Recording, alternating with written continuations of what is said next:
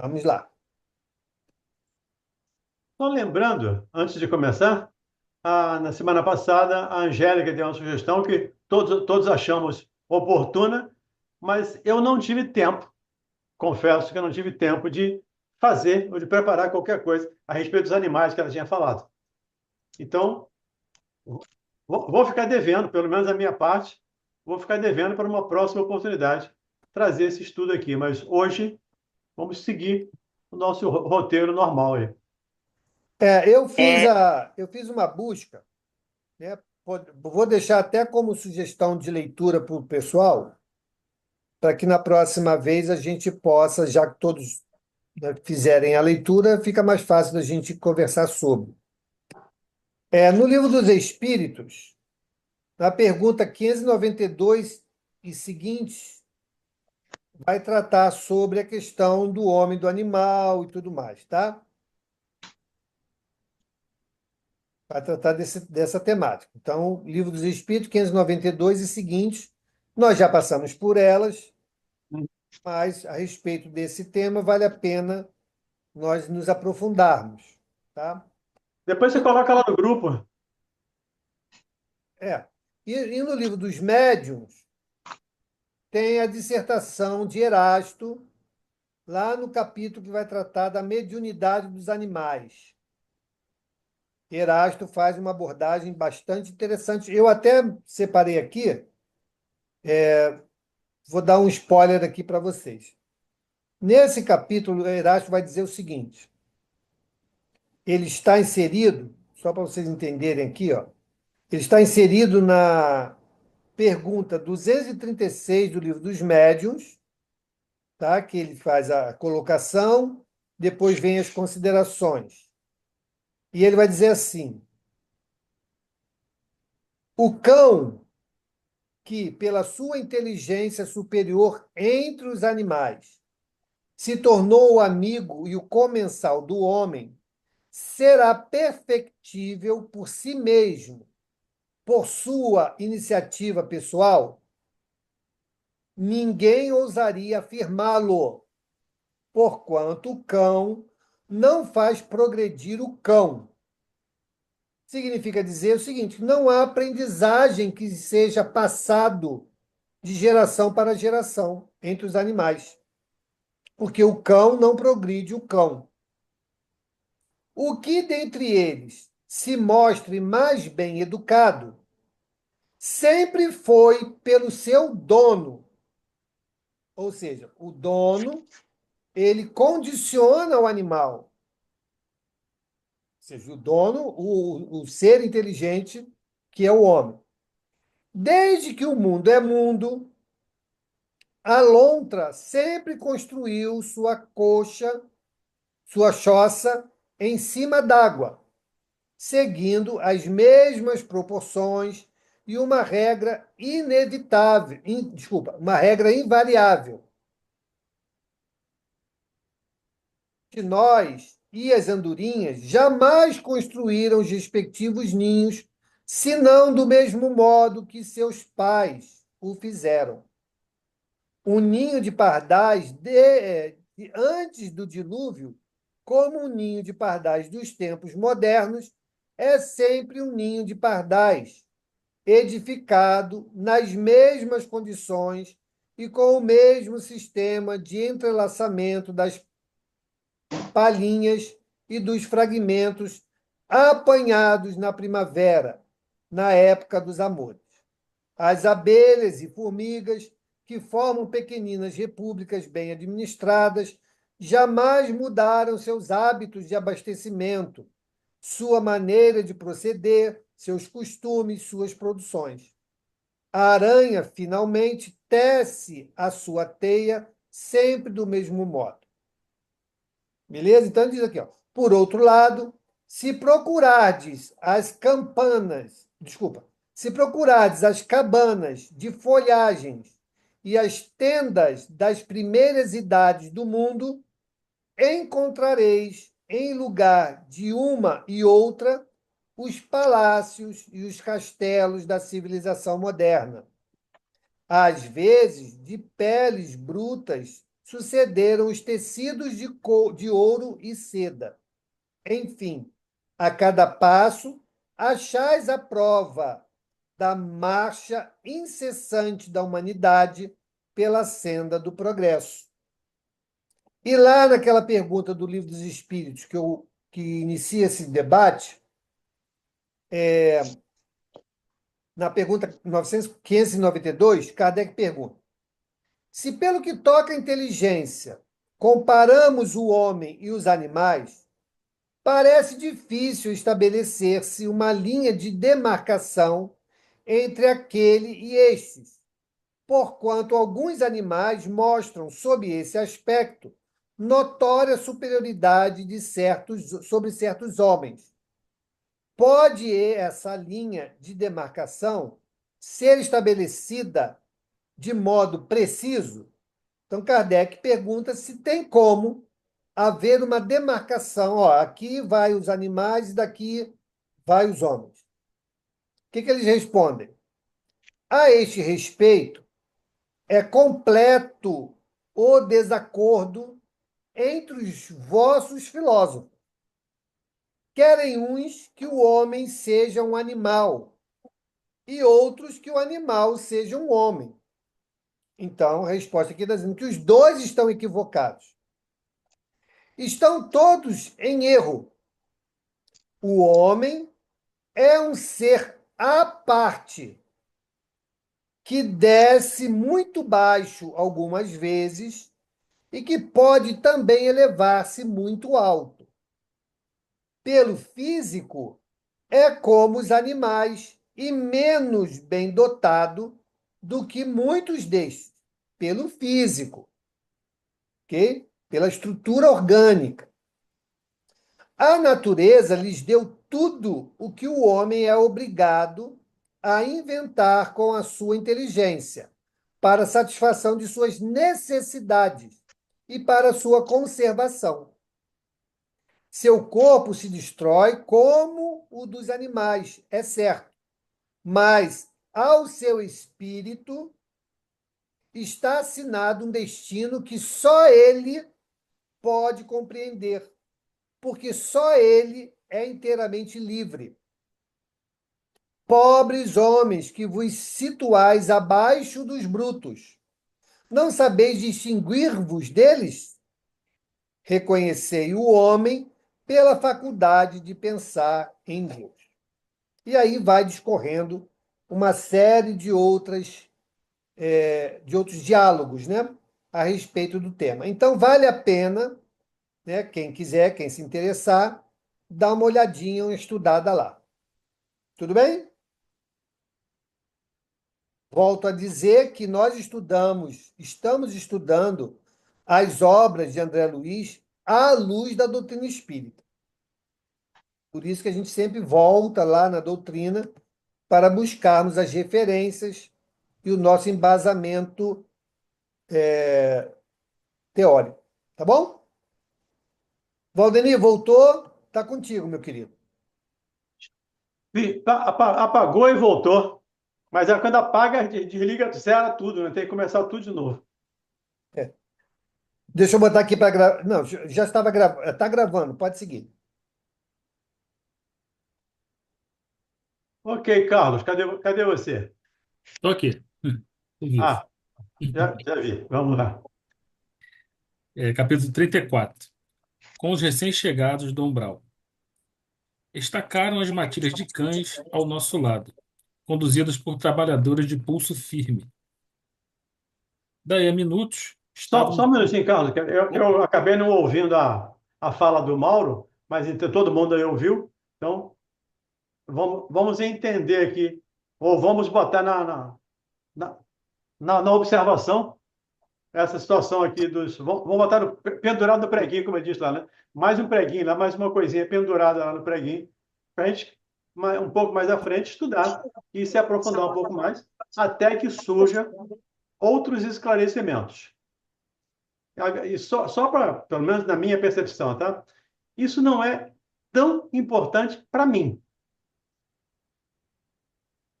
Eu preciso trabalhar para me melhorar, para me aperfeiçoar moralmente. Agora, se o cachorro vira gato, se o gato vira cachorro, para mim não faz a menor diferença. O que me faz a diferença são os ensinos que os Espíritos trazem para a gente. O que o Erasto fala, o que Jesus fala, o que Kardec fala, isso faz diferença. Mas, se é de um jeito ou se é de outro, para mim, não faz muita diferença dentro do meu trabalho evolutivo, dentro da minha pesquisa, meu trabalho de me aperfeiçoar, de crescer em termos morais e espirituais. Dito isto, vamos lá, Carlos. Daí a minutos, estávamos todos enfrentando os enormes corredores de ingresso às câmaras de retificação. Servidores movimentavam-se apressados. Alguns doentes eram levados ao interior, sob amparo forte. Não somente Narcisa, Salustio e outros companheiros se lançavam à lide, cheios de amor fraternal, mas também os samaritanos mobilizavam todas as energias no afã de socorrer. Alguns enfermos portavam-se com humildade e resignação. Outros, todavia, reclamavam em altas vozes. Lembrando que esses espíritos são espíritos sofredores. Alguns ainda revoltados. Alguns ainda reclamando de Deus. Outros entendendo a situação de que foram recolhidos e estão a caminho de serem atendidos, já foram, né? Tiveram já o primeiro atendimento, e a caminho, a exemplo do André, a caminho de também caminhar, essa redundância aí, né?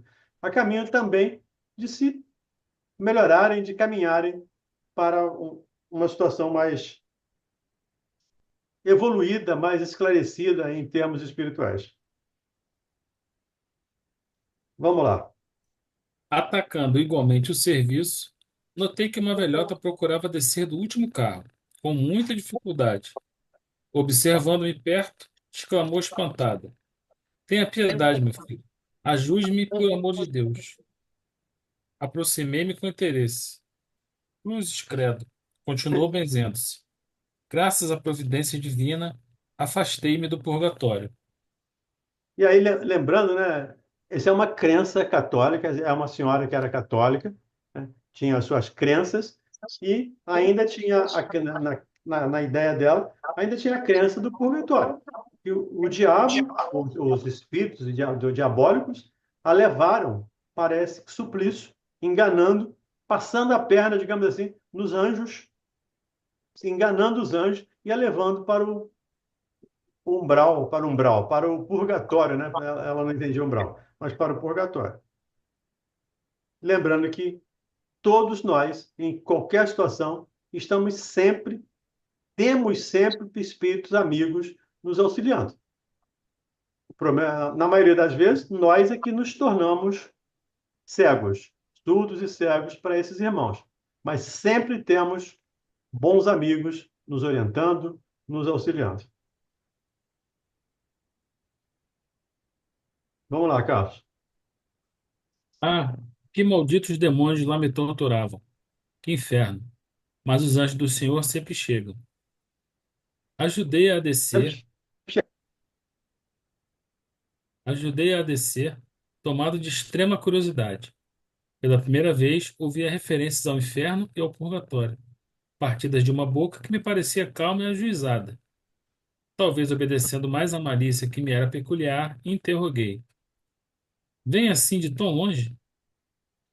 Falando desse modo, afetei áreas de profundo interesse fraternal, como costumava fazer na terra, olvidando por completo, naquele instante, as sábias recomendações da mãe de Lísias.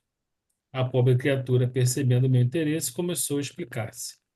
Só lembrando aqui que a mãe de Lísias, a dona Laura, foi que quando o André começou a trabalhar, acho que nós nos lembramos disso, nós já estudamos isso, e ela sugere ao André que tenha cuidado com as curiosidades, que não seja curioso demais, que busque sim conhecer, que busque aprender, mas que a curiosidade excessiva é perigosa. Tem até um dito popular aqui no nosso meio, né? A curiosidade matou o gato. Então a gente tem que ter esse cuidado de não ser curioso demais. E aqui o André faz uma confissão. Talvez obedecendo mais à malícia que me era peculiar, interroguei. Então, ele não estava nem curioso, ele estava malicioso. Até que na conversa, a gente vai ver ao longo da conversa dele aqui, que ele realmente tem ideias ainda, me permita a palavra minha, tá? Prepotentes. Ideias prepotentes. Mas essa é a minha percepção. Tudo bem? De grande distância.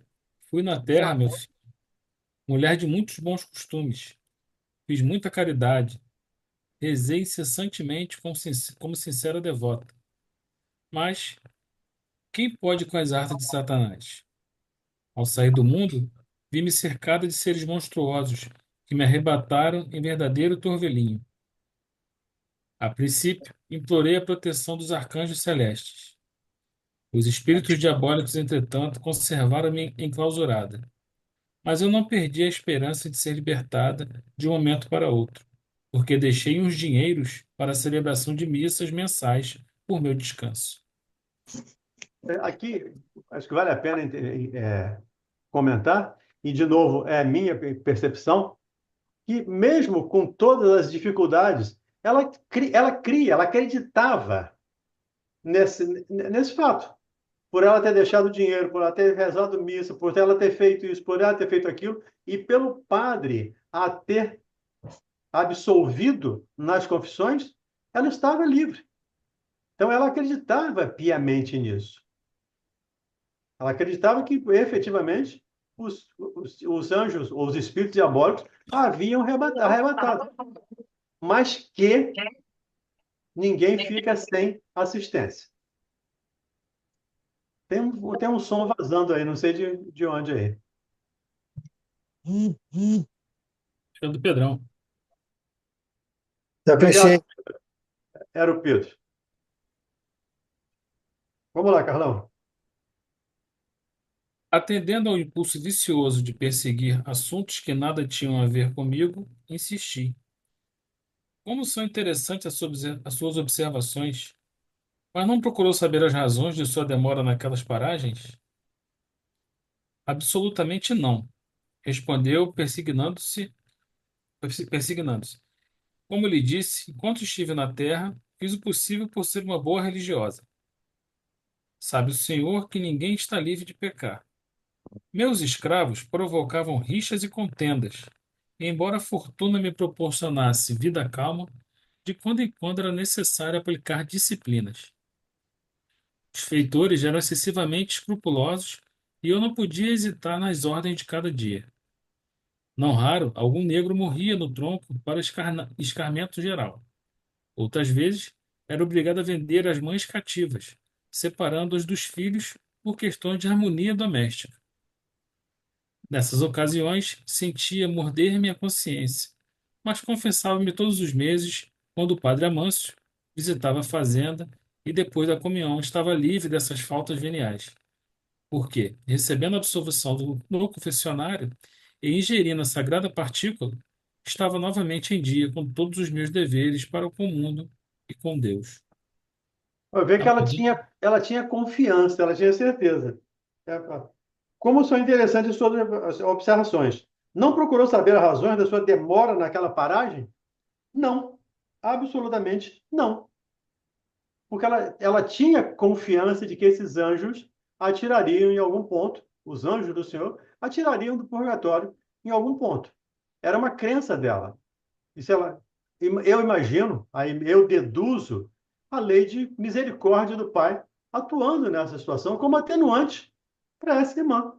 É claro que ela cometeu abusos, ela cometeu equívocos, ela teve pessoas mortas, né? Teve escravos mortos no Pelourinho, lá no cativeiro. Mães separadas dos filhos, vendidas. Mas, a gente vai ver um pouco mais à frente, para isso também ela tinha justificativas. Já que ela disse, na casa do bispo tinha escravos. Na casa do bispo tinha senhor, tinha serviçais, e que esses serviçais tinham sido criados como elemento de sustentação para a humanidade, para trabalhar, para servir como escravo. Então, era a crença que ela tinha num Deus parcial, num Deus parcial, né? Vingativo, que pune. Mas ela tinha certeza disso. Então, a confiança dela, com certeza, ajudava nesse processo. Diga, Carlos. Algumas semanas atrás nós estudamos a barganha, né? Que nós Uhum. fazemos com Deus. Esse caso seria um caso de barganha ou realmente ela não tinha ideia de que estava fazendo? Eu acho que um pouco de ideia todos temos, mas há uma crença e a cultura da Igreja Católica foi muito intensa. A cultura da Igreja Católica dominou o Ocidente durante séculos. Então, o que a Igreja Católica falava era verdade, até porque se não concordasse, você ia para o fogo, ia para a morte. Então, eu creio que ela tinha, sim, parte de responsabilidade, porque ela diz aqui, né? Tinha hora que minha consciência, sentia minha consciência, morder minha consciência. Então, ela sentia isso. Mas o padre dizia que estava certo, em que ela confiava. O bispo, que era superior ao padre, também dizia que era certo, que era certo ter escravos. Então, isso acaba virando, meio que normalizando. Isso acaba virando uma coisa comum, banalizando a existência de seres presos, cativos, mortos, como animais. O que era a crença dela? Eu acredito até que ela estava fazendo sim uma barganha. Quando ela deixa o dinheiro para fazer as missas, para rezar as missas, ela está fazendo uma barganha. Mas é uma barganha com autorização do representante de Deus, que os padres assim se colocaram. E, por favor, não vai nenhuma crítica aqui à Igreja Católica, nem aos padres. Tá? Eu já estive lá nesse papel. Então, em reencarnação passada, eu já estive nesse papel de padre e de fazer esse tipo de situação. Então, não vai crítica aqui. Mas o padre, que era o representante de Deus, o bispo, que era mais ainda, representante de Deus, tinha escravo e punia os escravos. Por que que eu, uma simples mortal, que não tenho tanto contato com Deus, não posso fazer isso? Eu creio nessa situação de um pouco de ingenuidade, talvez, não sei se a palavra seja essa, mas talvez um pouco de ingenuidade da parte dela, de pensar que esses irmãos, ou acreditar que esses irmãos eram efetivamente inferiores, eram menores do que os outros, só por terem a cor da pele diferente. Lembrando também, né, Valdemir, que aquela época, a gente não sabe aqui de que época estamos falando, mas aquela época, primeiro, mulher não estudava, Uhum. não estudava, não tinha acesso à escola, nada disso. Elas eram treinadas para cuidar do lar, A ter filhos. né, a ter filhos. E o hábito comum da época era esse em relação aos nossos irmãos que eram escravizados. Era essa a cultura da época. E ainda, não vou dizer protegida, mas amparada também pela igreja. Então, era um costume. Então, dar donativos à igreja garantia um lugarzinho no céu. Era outra cultura, né? E a maneira como ela lidava com esses irmãos que viveram essa experiência da escravidão, ela se sentia purificada quando ia lá na missa, na quermesse, e tomava lá uma hóstia, lá qualquer, estava purificada. Era o costume. A gente só muda de costume primeiro se entender algo diferente. Não era dada oportunidade disso, né? Então, sim, ela respondeu muito aqui em função, sim, claro, atenuado pela ignorância, mas pelo costume da época. Daí, talvez, o resgate, né? O resgate que ela teve, né? Em função dessa atenuação, desse abrandar que a ignorância lhe permitiu, né? Até É, porque ela era perfeito. absolvida, né, entre aspas, no final. Exato. Todavia.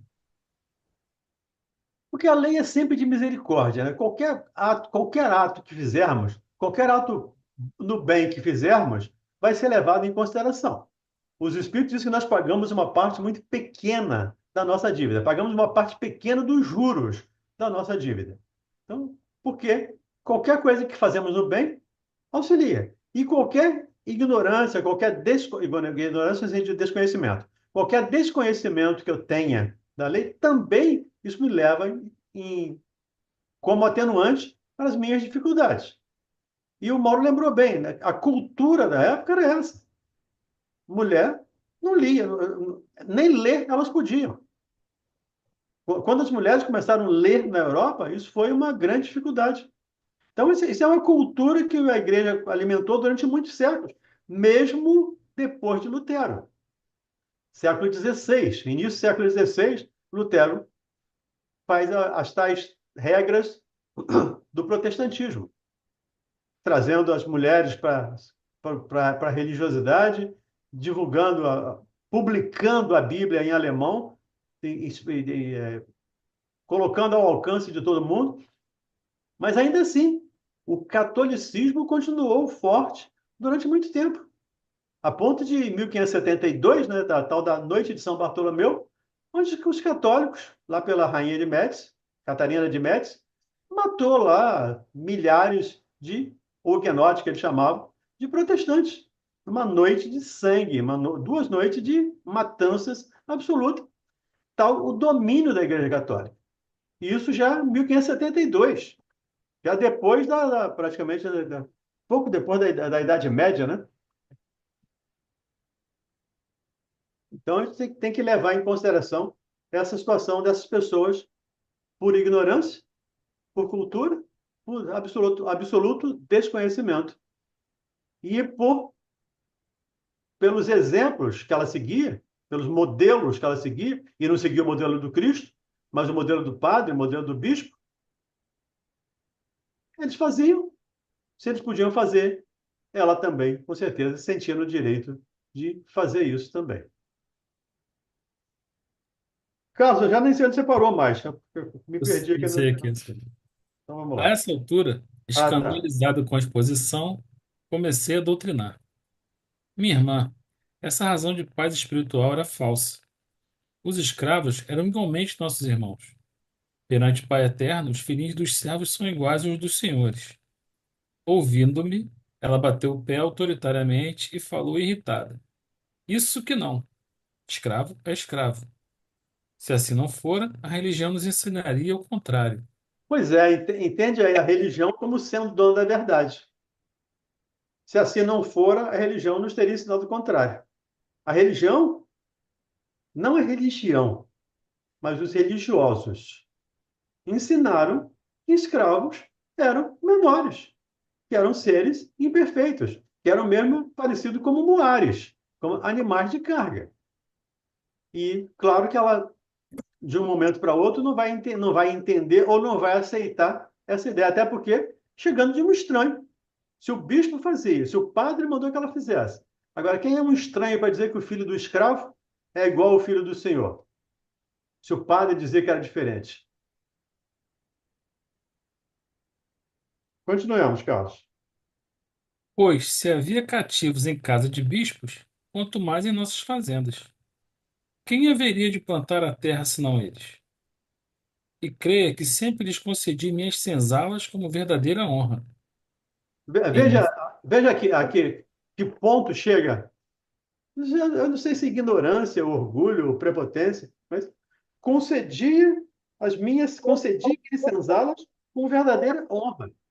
Então, era um privilégio para eles terem uma senzala, terem um lugar para dormir. Era um privilégio para eles ter um tipo de comida, algum tipo de comida. Pior do que os animais. Porque os nossos animais, e na época também, os animais eram bem tratados, até porque eram mortos depois para alimentar, para nos alimentar. Os escravos não. Era uma honra para eles ter uma senzala. É uma coisa bastante difícil para a gente, mas imaginando hoje, com o pensamento do século XXI. Mas se a gente voltar no século XIX, né? 1888 foi que aconteceu isso, pelo menos foi quando ela desencarnou. Era, de novo, a cultura do momento, a cultura daquele instante é essa, e ainda de uma escravatura, de uma briga entre escravocratas e libertadores. Não sei se o nome é libertadores, mas aqueles que queriam a libertação, os não escravagistas, tanto os escravagistas como não escravagistas, lutavam para se sobrepor uns aos outros. Era a cultura do momento. Vamos lá, Carlão. Em minha fazenda, nunca vieram ao terreiro das visitas, senão para cumprir minhas ordens. Padre Amâncio, nosso virtuoso sacerdote, disse-me na confissão que os africanos são os piores entes do mundo, nascidos exclusivamente para servirem a Deus no cativeiro. Pois é, essa é a ideia do representante de Deus. Os africanos são os piores entes do mundo, nascidos exclusivamente para servirem a Deus no cativeiro. Servir a Deus, todos servimos, mas no caso deles, servir a Deus como escravos. Eu entendo que Deus, né, misericordioso, entende a dificuldade dessa mulher e o bispo e o padre são muito mais responsáveis ou serão muito mais responsabilizados por essa situação do que a própria senhora, que matou, que vendeu, que utilizou, fez todas essas situações. E ofereceu a senzala como honra, que eles não podiam ver no terreiro, senão por ordem dela, tinha que ficar trancado. Entendo que Deus, como sempre, tendo misericórdia, ofereceu a ela, por isso, a oportunidade de ser resgatada, depois de alguns anos no cativeiro, depois de alguns anos no umbral. Mas ofereceu a ela a oportunidade de ser resgatada, em função da ignorância, em função da crença que ela tinha nesses modelos, nesses exemplos, como padre e como o bispo. Pensa então que me poderia encher de escrúpulos no trato com essa espécie de criaturas? Não tenha dúvida, os escravos são seres perversos, filhos de Satã. Chego a admirar-me da paciência com que tolerei essa gente na terra. E devo declarar que saí quase inesperadamente do corpo por me haver chocado a determinação da princesa, libertando esses bandidos. Decorreram muitos A anos. linguagem dela é bastante contundente, né? É bastante explícita, é bastante dura. Esses bandidos, esses piores seres, esses filhos de Satã. Então, é uma linguagem bastante dura, que hoje a gente admira. Mas, no tempo, na época, isso era muito comum. E daí o preconceito que se criou ao longo do tempo, preconceito de raça, que se criou ao longo do tempo. Eu mesmo, no interior, onde eu vivia, eu participei de muitas vezes de atos de preconceito e aquilo era meio que natural, naturalizado. Então tinha-se essas absurdidades como sendo normais. E eram, para a época, normais. E eram, para a cultura da época, isso quando eu era garoto, tá? Algumas décadas atrás, era normal. Hoje, claro, temos outras percepções. Felizmente, temos outras percepções. Mas nessa época, a linguagem dela era uma linguagem comum a todo mundo. O Haroldo Dutra chega a contar um caso referente a escravo, de que numa determinada fazenda aí de Minas, um senhor de engenho lá, um senhor dos escravos, se engraçou com uma escrava, a escrava de dentro que ele chamava, né, que ficava dentro de casa. Olhando os seios da escrava, ele fez um elogio, fez alguma coisa ao seio da escrava. No dia seguinte, a dona da fazenda mandou cortar os seios da escrava e fez bife e ofereceu para o marido comer, como se fosse um bife comum. Tal o nível de, me permita a expressão, tá? De bestialidade que já tivemos. E não estamos aqui fazendo uma crítica a essa senhora, porque eu também já fui senhor de escravos. Todos nós aqui já passamos por essa situação. Já fizemos enormes bobagens. Então, é só para reconhecer as nossas dificuldades e não fazer julgamento. Por isso que Jesus nos recomenda que não julguemos, porque seremos medidos da mesma maneira que medirmos. Então, esse cuidado que precisamos ter hoje para entender essas pessoas e não criticar essa irmã. Claro, criticar esse comportamento, mas essa irmã estava dentro de um contexto que isso era, não sei se justificado, mas pelo menos explicado. Eu vivi, como disse, eu vivi um pouco esse conceito. Quando eu era bem garoto, na nossa casa tinha um descendente de escravos. Não era mais escravo, mas tinha um descendente de escravos, um neto de escravos. Já estava bem velhinho, morreu lá em casa, a gente tratava ele bem, mas ele se colocava como escravo. Ele me chamava de senhorzinho. Então, eu vivi essa situação no interior. Meu avô tinha fazenda de café. Então, isso era muito comum à época.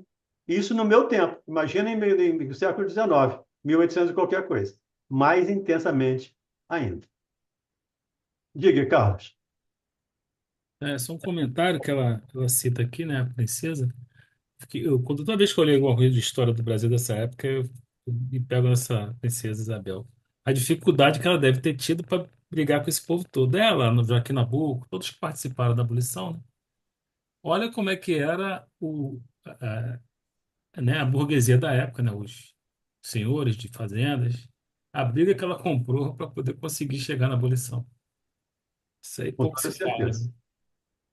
Não só ela, né, mas todo mundo que participou da Sim, luta pela libertação enfrentaram dificuldades das mais variadas. Contrariando interesses econômicos, tudo que contraria interesse econômico continua ainda nos dias de hoje. Se pois é. contraria interesse econômico, mexe no meu bolso, é a parte sensível. E se liberta escravo, quem é que vai trabalhar? Quem é que vai produzir? E a crença dela era que os escravos tomariam o poder e os escravizaria. Pegaria os brancos e os escravizaria. Essa era a crença dessa irmã. Tal a dificuldade que ela tinha de aceitar a libertação. Tanto é que morreu. Quando soube da libertação dos escravos, teve um treco, um piripaque, e desencarnou. E ela desencarnou, segundo ela, eu não vou dar spoiler, né, que a gente vai. Mas todo mundo já leu o capítulo, né? Todo mundo já leu o capítulo hoje, deve ter visto isso. Ela desencarnou em maio de 1888, no mesmo mês que foi assinada a Lei Áurea. Diga, Sandra. Valdeni, quando você fala que você teve essas experiências todas, desculpa, gente, a minha voz hoje não tá boa.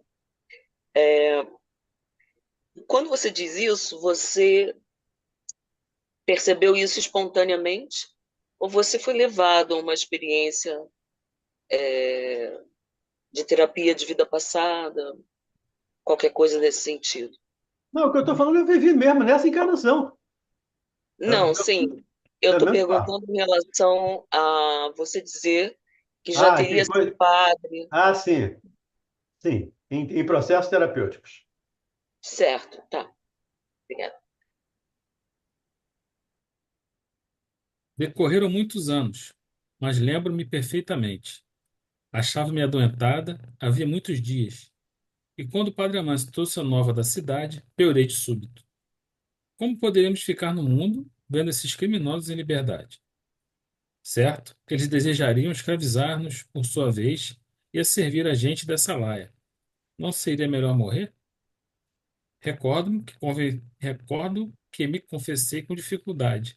Recebi as palavras de conforto do nosso sacerdote, mas parece que os demônios são também africanos e viviam à espreita, sendo eu obrigado a sofrer-lhes a presença até hoje.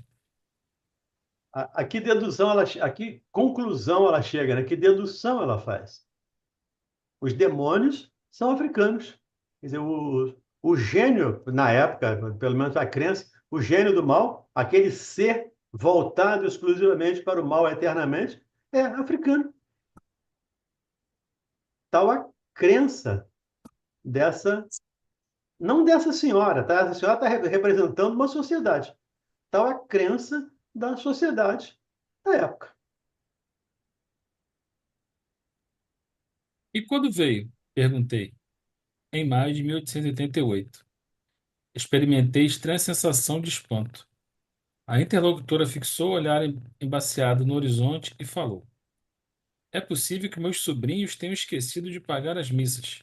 Entretanto, deixei à disposição em testamento.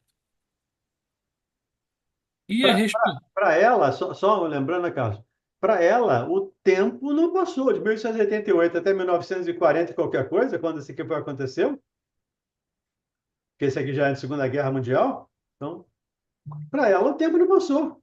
Os sobrinhos esqueceram de pagar, de mandar, de pagar as missas. E os demônios ficaram à espreita em função disso. E aí eu queria só lembrar, né, pegar o gancho do nosso estudo do Livro dos Espíritos, que falou sobre isso, né? Ou seja, o tormento do criminoso em relação às suas vítimas. Ah, sim. Uhum. Tá, aqui é um exemplo do que nós acabamos de estudar no Livro dos Espíritos. Para ela, da maneira como ela os considerava no plano espiritual, eram os demônios, eram os perseguidores, né? Na verdade, ela tinha sido a causadora de tanto tormento e que ela estava vivendo simplesmente a consequência disso no mundo espiritual. Colhendo o que plantou. Como cada um de nós colhe o que planta. Só que não era a crença para ela nesse momento. A crença dela era que estava absolvida. Quer dizer, quem não comete pecado, disse ela. Mas, após a confissão e a ingestão da partícula divina, a partícula divina, como ele disse aqui, e a absolvição do padre, vai começar todo o processo de novo. Eu posso matar e vou lá e me confesso, me arrependo, digo que eu me arrependo, está resolvido. Eu cumpro lá os sacramentos mandados pelo padre, está resolvido. O que, de certo modo, ainda continua até hoje dentro do cristianismo. Eu posso levar uma vida, eu vejo isso lá, aí de novo, dentro da minha família, eu posso levar uma vida dissoluta, eu posso levar uma vida absolutamente equivocada. Se um pouco antes de eu morrer, eu me arrepender e me entregar, me confessar, estou salvo, vou para o céu. É a mesma crença, praticamente a mesma crença dos católicos. O padre me absolvia, eu estava tranquilo, pode ir para o céu, posso ir para o céu. Aqui no livro O Breza da Vida Eterna, tem um capítulo chamado Gotuso, que é um médico desencarnado que é lá, ele conta o desencarne dele e fala do ato de extrema unção, né, quando o padre vai lá dizer ele estava na hora da morte. E ele diz, o padre garantiu que ele ia para isso. E ele foi para um umbral bem pesado, um sofrimento atroz. E isso o deixou revoltado, né? Triste, aborrecido, com raiva, e causou ainda mais sofrimento. Diga, Pedro César. Tem a história também do padre Domênico, que quando desencarnou, ele recebeu lá todas as honrarias, mas passou pelo umbral lá e ficou lá 40 e tantos anos lá no umbral. É, tem muitas histórias, né, parecidas com essa. Que Agora, nós, Valdemir, Valdenir, a escravatura, né? O doutor Bezerra conta que quando os escravos foram, quando a Lei Áurea foi instituída, né? No outro dia mesmo, na mesma hora, lá, os escravos se libertaram, mas foram para as ruas, abandonaram os seus senhores, não quiseram mais saber de nada, né? E ficaram ao léu, não tinha para onde ir, não tinha para o que fazer mais. E aí o doutor Bezerra que contou, né, que isso aí poderia ter sido feito de uma outra forma em que pudesse amparar os escravos naquela época, né? E também conta que até hoje, até hoje no assim, a questão de vibração do nosso planeta, essa questão da escravatura ainda vibra no nosso planeta ainda. Isso é contado, não me lembro qual foi o livro, mas é uma passagem do Dr. Bezerra de Menezes. Essa ainda é uma chaga que consta, né, que ainda está na nossa sociedade, aí na nossa dívida coletiva, digamos assim. Mas, Diga, gente, antes de passar para a Sandrinha, nós temos que lembrar que a Lei Áurea e a do ventre livre, Bem, Felipe. isso não foi um acordo da sociedade. Isso foi uma imposição da princesa Isabel junto ao imperador Nereu. Não foi uma coisa, a sociedade entendeu que não tem que ser assim. Não, por Sim. isso que não se preparou para a absorção, para a inclusão desse novo grupo social que surgia. Tanto que mais tarde, esses mesmos escravos que tinham sido libertos, que estavam ao léu, foram contratados, porque o senhor não trabalhava, o senhor não cortava cana, o senhor não plantava café, não tinha mão de obra. O branco não fazia isso. Então, foram obrigados a fazer o quê? Contratar os escravos que antes só recebiam comida. Foi assim, por isso que houve essa disfunção social, né?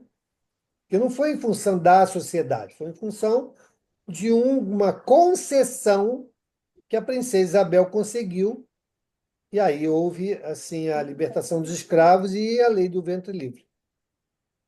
E uma pressão também internacional, especialmente da Inglaterra,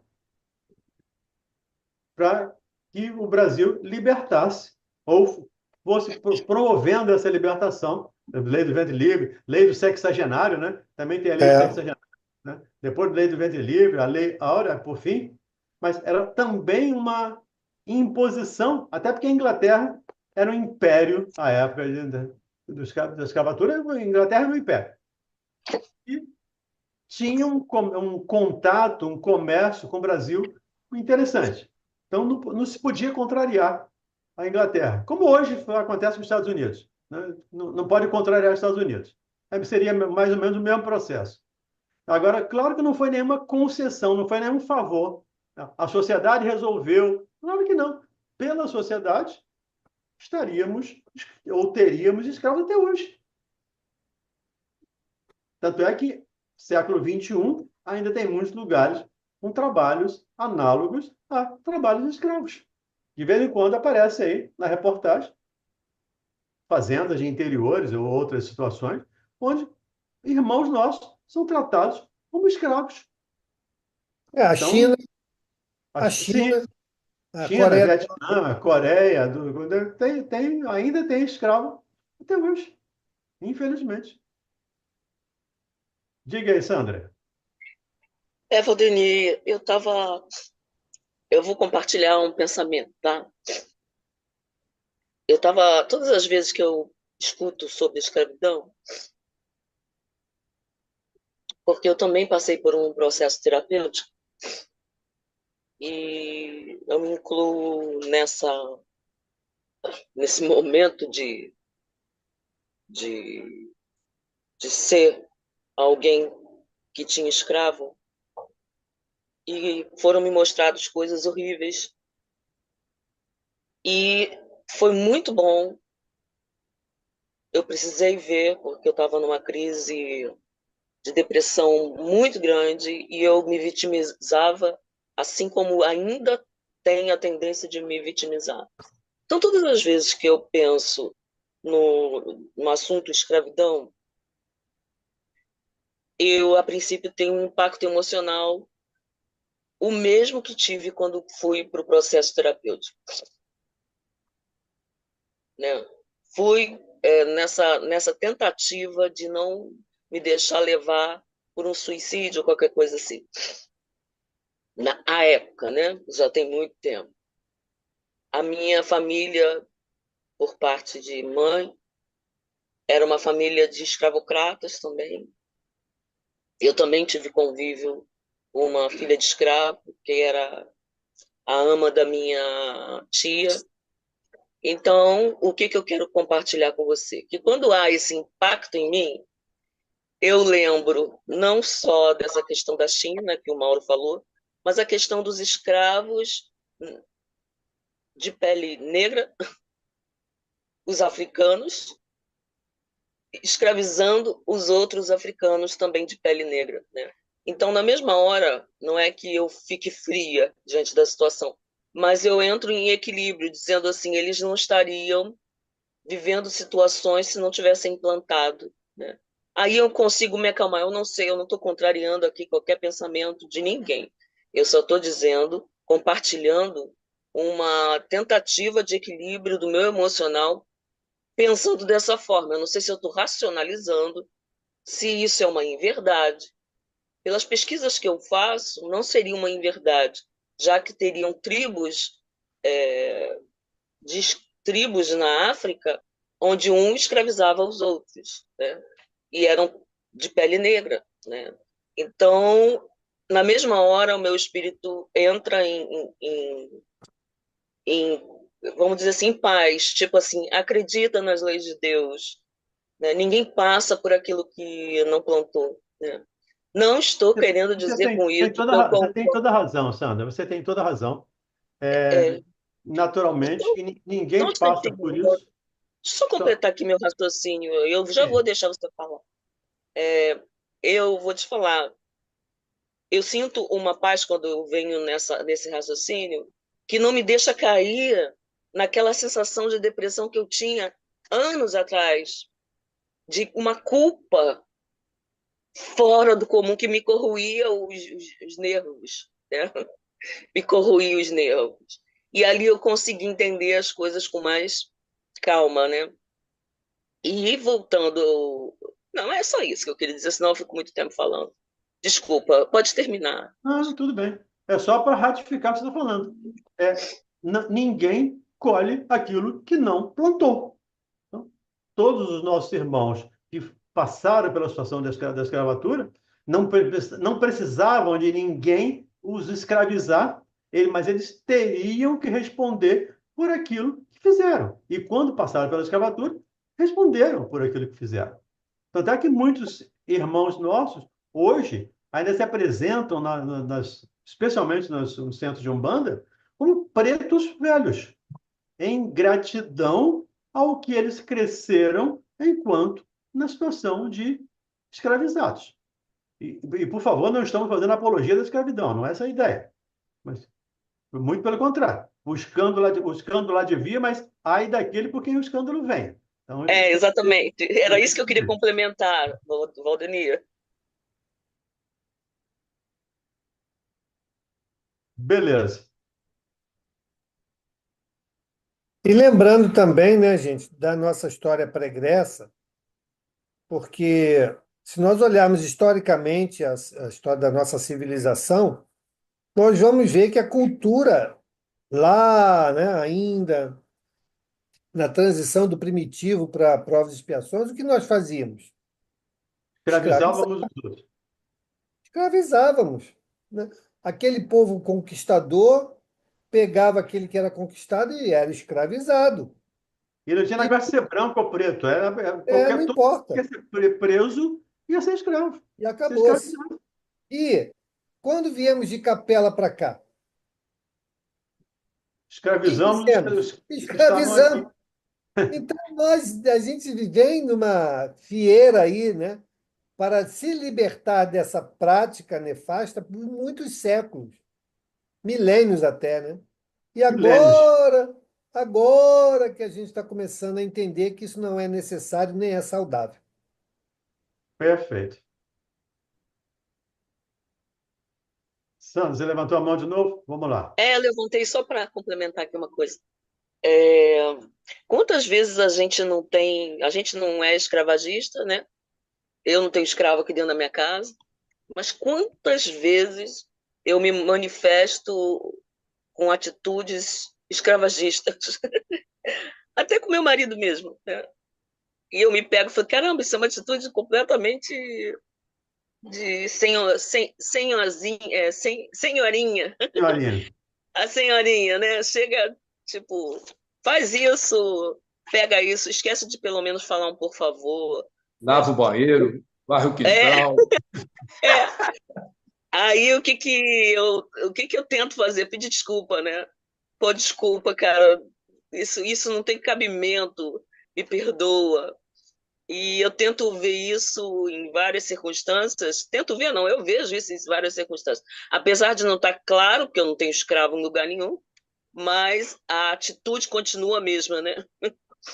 A gente vai mudando, como disse o Mauro, em séculos, milênios, a gente vai mudando. Mas isso não se muda de uma hora para outra. Vamos terminar? Carlão, Vamos terminar, falta pouquinho. falta só uma página para a gente terminar. Vamos lá.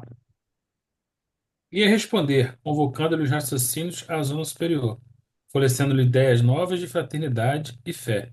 Mas Narcisa aproximou-se e disse-me bondosa: André, meu amigo, você esqueceu que estamos providenciando alívio a doentes e perturbados?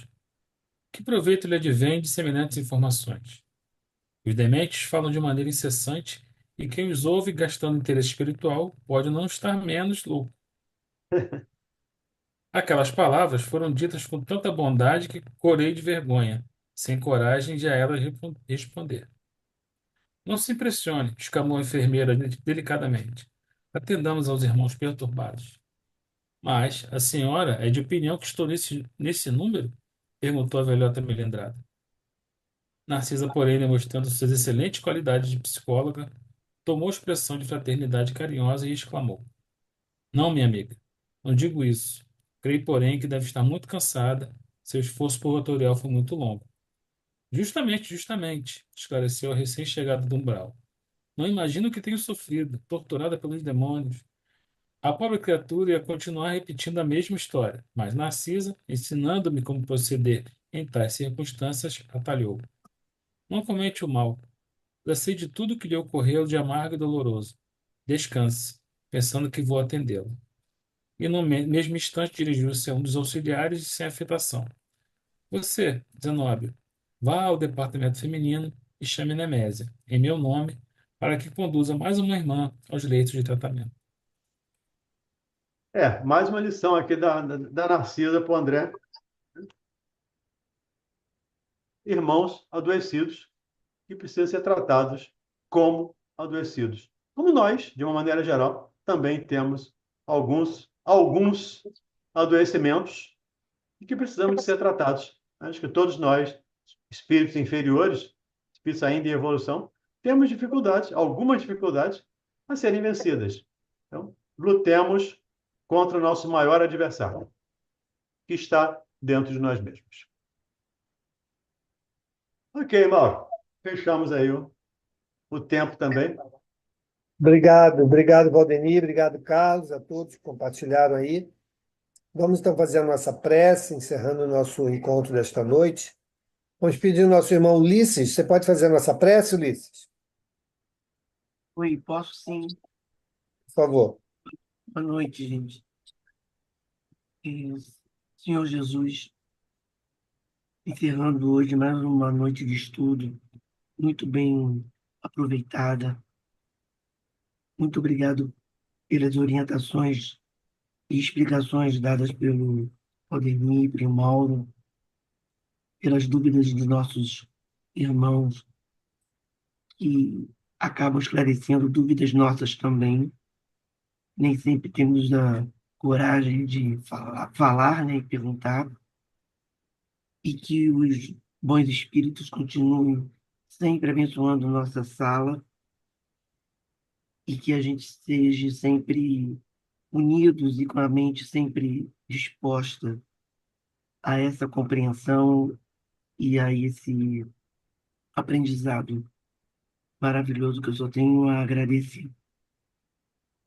Encerrando hoje o nosso estudo, eu agradeço em nome de todos. Graças a Deus. Graças a Deus.